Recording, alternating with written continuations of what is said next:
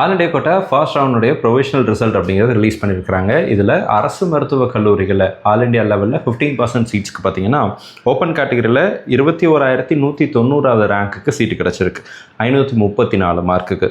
அதே மாதிரி ஓபிசி கேட்டகரியில் 21,452வது ரேங்க்குக்கு 534 மார்க்குக்கு அஸ்ஸாமில் ஒரு கவர்மெண்ட் மெடிக்கல் காலேஜில் சீட்டு கிடச்சிருக்கு.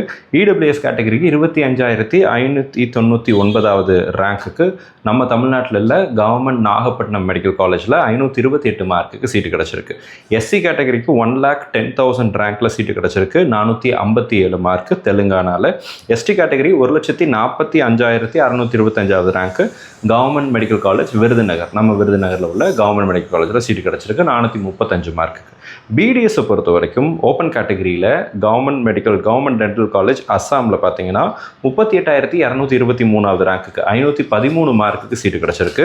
ஓபிசி கேட்டகரிக்கு 41,398வது ரேங்க்குக்கு மணிப்பூரில் உள்ள ஜவஹர்லால் நேரு டென்டல் இன்ஸ்டியூட் அப்படிங்கிறது காலேஜில் கிடச்சிருக்கு 510 மார்க்கு. இடபிள்யூஎஸ் கேட்டகரி 48,617வது ரேங்க்குக்கு நம்ம தமிழ்நாட்டில் உள்ள கடலூர் கவர்மெண்ட் டென்டல் காலேஜ் கிடச்சிருக்கு 503 மார்க்கு. எஸ்சி கேட்டகரி 1,60,911 ரேங்க்குக்கு சீட்டு கிடச்சிருக்கு அஸ்ஸாமில் உள்ள டென்டல் காலேஜ் 427 மார்க்கு.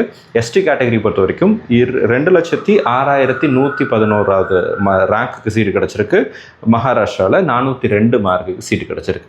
ஸோ இதுதான் ஆல் இண்டியா கோட்டாவுடைய ஃபர்ஸ்ட் ரவுண்டுடைய ப்ரொவிஷனல் அலாட்மெண்ட்டினுடைய முடிவுகள். ஃபைனல் ரிசல்ட்டில் பெரிய சேஞ்சஸ் அப்படிங்கிறது இருக்காது. ஏதாவது மாறுதல்கள் வந்துச்சு அப்படின்னா அதை நான் வீடியோவில் பதிவு செய்கிறேன். இந்த ஆல் இண்டியா கோட்டா ஃபர்ஸ்ட் ரவுண்டில் இடம் கிடைத்த மாணவர்கள் மற்றும் பெற்றோர்களுக்கு மிஸ்வா அகாடமியினுடைய வாழ்த்துக்களும் பாராட்டுகளும்.